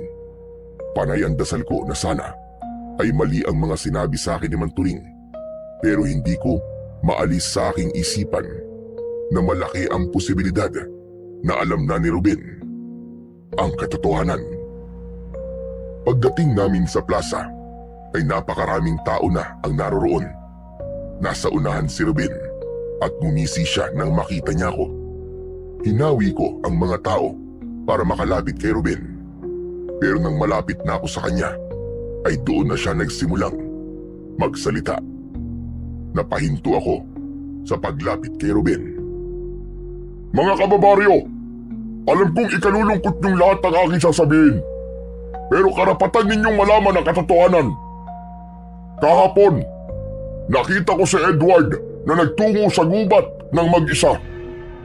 Nagtaka ako dahil hindi naman siya nagpupunta roon, lalo na kung umaga. Sinundan ko siya at isang katotohanan ang talagang gumimbal sa akin." "Tumigil ka na, Ruben! Bakit mo ako pinapatigil, Mang Turing? Kasabwat ka ba ni Edward sa panloloko niya sa amin lahat? Baka mas tamang sabihin na, Edwin, tama po ang inyong narinig. Ang Edward na kasama natin ngayon na nandito sa plaza ay hindi ang totoong Edward. Siya ay walang iba kundi si Edwin, ang kakambal ni Edward na umalis doon at nagpakalayo-layo. Dahil ang totoong Edward ay patay na. Namatay siya nung huling beses siya sumalakay sa kuta ng mga aswang." "Kasinungalingan yan, Ruben.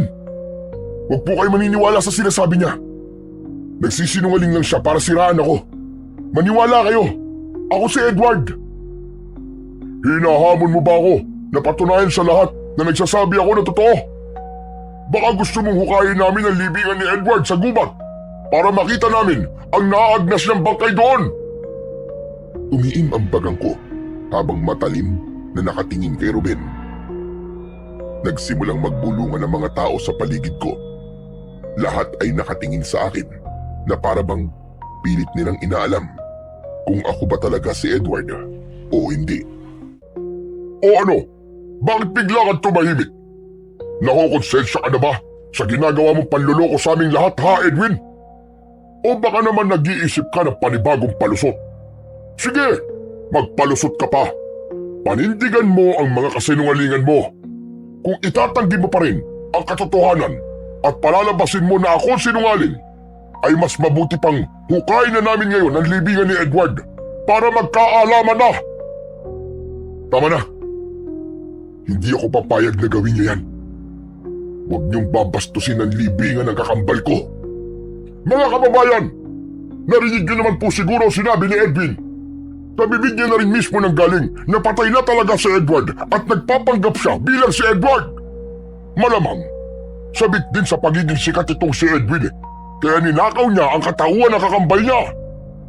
Kung niloloko tayo noon ni Edward na kaya niyang ubusin ang mga aswang, ay mas niloloko tayo ngayon ng Edwin na to dahil wala naman siyang kakayahan na makipaglaban sa mga aswang.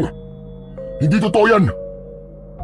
Oo, nagpanggap akong ako ang kakambal kong si Edward dahil yun ang huling habilin niya kay Manturing bago siya namatay. Maganda ang layunin ng kapatid ko kung bakit gusto niyang gawin ko yun. Ayaw niyang mawala ang pag-asa ng mga tao rito na makakalaya pa kayo sa takot sa mga aswang. Alam niya na siya lang ang inaasahan ng lahat pagdating sa pakikipaglaban sa mga aswang. Kahit ano sabihin mo, ay wala nang maniniwala sa'yo. Niloko mo kaming lahat eh. Maging si Edward ay niloko niya rin kami. Sa bagay, kambal nga pala kayong dalawa, kaya parehas kayong manluloko. Sabay-sabay na sumigaw ang mga tao ng manluloko at sinungaling. May mga tumawag pa sa akin ng huwad na manunugis. Gusto ko pa sanang magpaliwanag sa kanila, hindi para linisin ang pangalan ko, kundi para linisin ang pangalan ni Edward. Pero hinila na ako ni Mang Turing papalayo sa plaza. Paglabas namin ng plaza, ay sinalubong kami ni Bitoy at kasama na niya kami na umuwi ng bahay. Kahit malayo na kami sa plaza, ay dinig na dinig ko pa rin ang sigawan ng mga tao. Nasaktan ako, hindi para sa aking sarili, kundi para kay Edward. Pakiramdam ko kasi ay sinira ko ang maganda niyang reputasyon sa baryong yun na alam kong inalagaan niya ng napakahabang panahon. Nang nakauwi na kami sa bahay ko, ay agad kong isinarado ang pinto. Nagpalakad-lakad ako at nag-isip ako kung ano na ang sunod naming gagawin. Napakasama pala talaga ng ugali ng Ruben na yun. Hindi ba niya naisip na kaya ka nagpanggap na kakambal mo ay para rin sa baryo nyo? Hindi na yun maiisip ni Ruben dahil matagal na siyang may inggit kay Edward. Kaya naman, gagawin niya ang lahat para masira si Edward at para siya na ang hangaan ng mga tao. Magsasalita pa sana ako, ngunit biglang dumating si Clarissa. Luhaan siya at nakatingin siya sa akin na para bang naguguluhan. Nang nakalapit si Clarissa sa akin ay nagulat ako nang sinampal niya ako ng napakalakas. Walang iya ka. Manloloko ka. Kaya pala parang may kakaiba sa'yo. Dahil hindi ka naman pala si Edward. Clarissa, hayaan mong ako ang magpaliwanag sa'yo, Iya. Isa ka pa man, Turing. Kasabot ka ng lalaking ito sa panloloko sa aming lahat. Hindi niyo ba alam kung gaano kasakit para sa akin na malaman na matagal na palang patay si Edward? Ang sasama niyo. Paano niyo ito nagawa? Paano niyo ito nagawa? Dahil yun ang gustong gawin ni Edward, Clarissa. Gusto niya na ituloy ko na simulan niya. Gusto niya na habang hindi pa nauubos sa mga aswang sa baryong ito, ay isipin ng mga tao na buhay pa siya para hindi kayo mawalan ng pag-asa. Naiintindihan ko ang galit mo sa akin ngayon, Clarissa. Pero sana, unawain mo rin kung bakit ito ginusto ng kakambal ko. Dalhin niyo ako sa libingan ni Edward. Ngayon din. Sinamahan namin si Clarissa sa puntod ni Edward. Doon ay mas lalong tumindi ang pag-iyak ni Clarissa. Hinayaan lang namin siya na ilabas ang lahat ng kanyang emosyon dahil mas makakabuti yun sa kanya. Matagal bago kumalma si Clarissa at medyo nag-alala na ako sa kanya dahil buntis siya. Sa awa ng Diyos ay kumalma na siya makalipas ang ilang sandali. Humarap siya sa amin habang namumugto ang kanyang mga mata. Naniniwala ako sa mga sinabi niyo. Pasensya na kayo sa mga nasabi ko kanina. Dahil nadala lang ako ng aking emosyon. Hindi lang kasi ako makapaniwala nang malaman kong matagal na palang patay si Edward. Naiintindihan ka namin, Clarissa. Pero huwag ka naman sanang magalit kay Edwin. Dahil si Edward ang may ideya na magpanggap si Edwin na nobyo mo. Kapag handa ka ng makinig, ay sasabihin ko sa iyo ang lahat ng detalye. Handa na po akong makinig. Kaya sabihin niyo na po sa akin ang mga kailangan kong malaman. Lalo na kung paano po namatay si Edward. Mas makakabuti siguro kung sa bahay na tayo mag-usap. Sumang-ayon si Clarissa sa sinabi ni Mang Turing. Nauna silang umalis ni Clarissa habang naiwan naman kami ni Bitoy sa tabi ng puntod ng kakambal ko. Nang sandaling yun ay isang bagay lang ang nasa utak ko at yun ay ang hindi ko kayang mag-isa ang laban ko sa mga aswang. Napagtanto ko na kung nakikipaglaban na si Ruben sa mga aswang ay kailangan kong makipagtulungan sa kanya. Kahit pa may hindi siya magandang ginawa sa akin, ay iisa lang ang layunin namin at sigurado ko na pagdating sa pagtatanggol sa aming baryo ay magkakaisa kami. Kinagabihan ay lumabas ako para magtungo sa bahay ni Ruben upang kausapin siya sana. Kakatok na sana ako sa pinto nang marinig ko ang boses ni Ruben sa loob. Sumilip ako sa siwang ng pinto at nakita ko si Ruben na nakaharap sa salamin habang nagsusuklay. Sa wakas, nasira ko na rin ang pangalan ni Edward sa mga tao at sigurado ko na ako na ang hahangaan ng mga tao ngayon. Napakadali naman pala kasing dispatchayin ni Edward. Ang dali niyang maniwala nung sinabi ko na atake kami sa kuta ng mga aswang.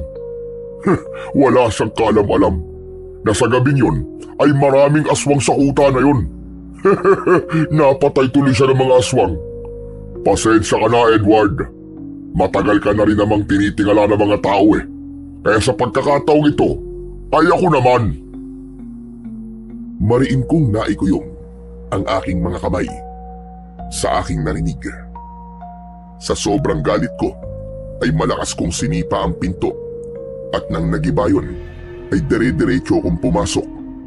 Nagulat si Ruben nang sakaling ko siya. Hayop kang demonyo ka! Sinasabi ko na nga ba eh, may kinalaman ka sa pagkamatay ng kakambal ko. Papatayin din kita, hayop ka! Hindi ako makahinga. Tama na! Tama na, Edwin! Maawa ka! Maawa? Bakit ikaw ba? Naawa ka ba sa kapatid kong demonyo ka? Ang dapat sa kagaya mo, hindi na binubuhay! Paigpit ng paigpit ang pagkakasakal ko kay Ruben. Nagdilim na ng gusto ang paningin ko dahil sa sobrang galit na nararamdaman ko. Ngunit pinakawalan ko si Ruben nang marinig ko ang sigawan ng mga tao sa labas. Nagmamadali akong lumabas at nagimbal ako nang makita ko ang mga aswang na sumasalakay sa mga bahay. Nakakatakot ang kanilang mga itsura. Mahaba ang bias nila at matutulis ang kanilang mga kuko. Meron silang matutulis na ngipin na animo ay mga patalim at mga matang pulang-pula. Mabilis akong tumakbo pabalik sa bahay. Inuha ko ang 2 itak at siniksik sa likod ng pantalon ko. at isiniksik ko naman ang baril ko sa gilid. Nang lumabas ako ay nakita ko si Manturing na nakikipaglaban na sa mga aswang gamit ang itak. Edwin, mabuti na lamang at dumating ka na. Nandito na mga aswang. Oras na para ipakita mo sa lahat na kahit hindi ikaw si Edward, ay kaya mo pa rin maging tagapagtanggol ng ating baryo. Mabilis akong tumango sa sinabing yun ni Mang Turing. Agad ko kagad siyang tinulungan sa pakikipaglaban sa mga aswang. Ginamit ko ang mga natutunan ko sa kanya sa pagsasanay namin. Inisip ko na kasama namin si Edward sa laban na yon. At inisip ko na ginagawa ko yun para mabigyan na ng tuldok ang takot ng mga tao laban sa mga aswang. Nagtalikuran kami ni Mang Turing nang pinalibutan kami ng mga aswang. Ibinalik ko sa kaluban ang 2 itak at saka ko inilabas ang aking baril. Isa-isa kong pinaputukan ang mga aswang at sinigurado ko na sa ulo ko sila tinatamaan upang masiguro ko ang kanilang kamatayan. Nang sabay-sabay na umatake sa amin ang mga aswang, ay muli kong inilabas ang aking mga itak. Naramdaman ko ang pagdaloy ng enerhiya ng itak papunta sa aking katawan hanggang sa kahuli-huli ang himaymay ng aking laman. 2 aswang kagad ang sabay kong sinaksak sa kanilang leeg. Lumuhod ako at 2 aswang din ang nilasdas ko ang tiyan at parehas na lumabas ang kanilang mga laman loob at sumambulat ang dugo.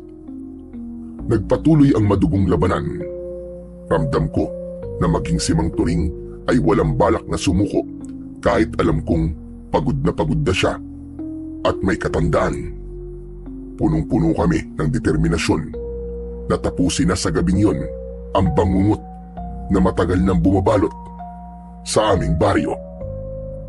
Mas lalo pang lumakas ang loob ko dahil alam ko na kailangan kong patunayan sa lahat ng mga tao na kahit hindi ako ang kakambal kong si Edward, ay kaya ko pa rin maging tagapagtanggol.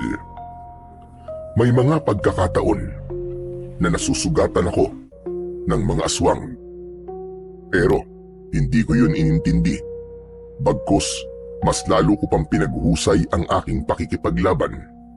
Hindi ko inalis sa isip ko na nasa tabi ko si Edward at kasabay ko siyang nakikipaglaban sa mga kampon ng kadiliman.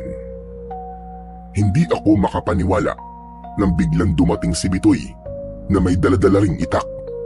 Nagsimula na rin siyang tumulong sa pakikipaglaban. Nang makalapit siya sa akin, ay inabot niya ang lalagyan ko ng mga bala. Bitoy, umalis ka na rito! Baka mapalo ka pa! Hindi ko kayang panoorin ka na lang, bossing. Maraming beses mo na akong tinulungan, kaya dapat lang kitang tulungan sa pagkakataong ito. Patay na akong patay! Anak nang, ang tigas talaga ng ulo mo. Bala ka na nga sa buhay mo. Pero salamat. Huwag ka mamamatay ah. Pag namatay ka, papatayin kita. Nye! Mabilis kong nilagyan ng mga bala ang aking baril. Ginamit ko yun upang barilin ang mga aswang na nasa malayo at hindi abot ng aking itak. Makalipas ang halos 1 oras ay doon ko lang napansin ang dami ng mga aswang na napatay namin. Nakabulagta ang mga aswang na duguan at puno ng sugat mula sa aming mga itak. Hanggang sa iilang aswang na lamang ang natitirang buhay. Tila nakaramdam na sila ng takot, kaya umatras na sila at tumakbo ng mabilis papalayo. Hoy, ano? Bumalik kayo rito! Hindi pa ako tapos sa inyo! Tatagtadin ko kayo ng pinong-pino! Gagawin ko kayong bobbies! Tama na, Bitoy, tama na. Umalis na nga eh. Papabalikin mo pa. Kaya hindi pa natin sila nauubos eh. Baka mamaya bumalik pa mga damuhong yun dito eh. Sa tingin ko, hindi na maglalakas ng loob na bumalik ang mga yon. Alam kong nakita at naramdaman nila na hindi nila tayo kaya. Isa pa, kakaunti na sila. Wala nang laban ng bilang nila sa atin kahit 3 lang tayo.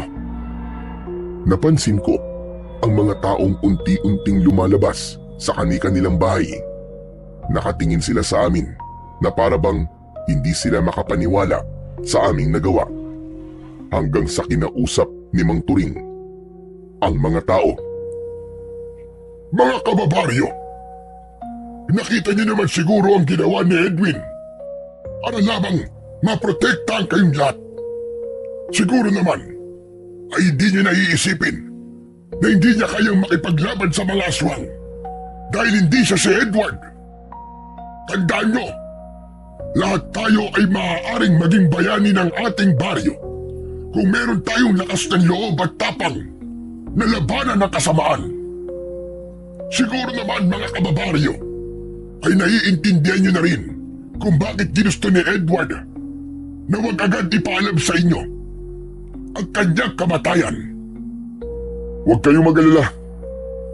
Hindi ako galit sa inyo. Naiintindihan ko kung bakit niyo ko sinabihang sinungaling at manluloko. Pero sana ay huwag niyong kakalimutan ang mga nagawa ni Edward para sa inyo sa loob ng napakahabang panahon. Huwag niyo sanang hayaang maburaan lahat ng pagsasakripisyo niya nang dahil lang sa isang pagsisinungaling. Sana ay maalala niyo siya bilang isang bayani na ibinuwis ang kanyang buhay para sa inyong lahat. Walang kahit isa ang nagsalita. May ilan na napayuko at tila nahihiyang tumingin sa amin. Tumingala ako sa langit at isang matamis na ngiti ang kumawala sa aking labi. Umasa ako na sana ay nakita ni Edward ang lahat ng nangyari sa gabing yun at sana ay masaya na siya sa kung saang lugar man siya naroon. Matapos ang gabing yun ay naglaho si Ruben na parang bula. Malakas ang hinala ko na nahiya na siyang magpakita sa baryo namin matapos kong malaman na may kinalaman pala siya sa pagkamatay ng kakambal kong si Edward. Bago kami bumalik ni Bitoy sa Maynila, ay lumapit sa akin ang mga taga-baryo at humingi sila ng tawad sa mga naging pagdududa at galit nila noon sa akin. Magaan ang pakiramdam ko habang paalis dahil alam kong tapos na ang gulo at wala na akong dinadalang bigat sa aking dibdib. Kapag nagkakaroon ako ng pagkakataon, ay bumabalik ako sa baryo namin para kumustahin ang lahat. Natutuwa ako tuwing sinasabi sa akin ni Mang Turing na wala ng pag-atake ng mga aswang mula nung gabing nakipaglaban kami sa mga aswang. Ilang buwan ang lumipas at nanganak na si Clarissa at bilang pag-alala kay Edward ay nagbibigay ako ng pinansyal na tulong para sa aking pamangkin. Sa lahat ng nangyari, natutunan kong pahalagahan ang oras kasama ang mga mahal ko sa buhay dahil hindi ko alam kung kailan sila mawawala. Natutunan ko rin na lahat ng hangarin ko sa buhay ay matutupad basta't malinis ang aking intensyon at para sa kabutihan ang aking ginagawa.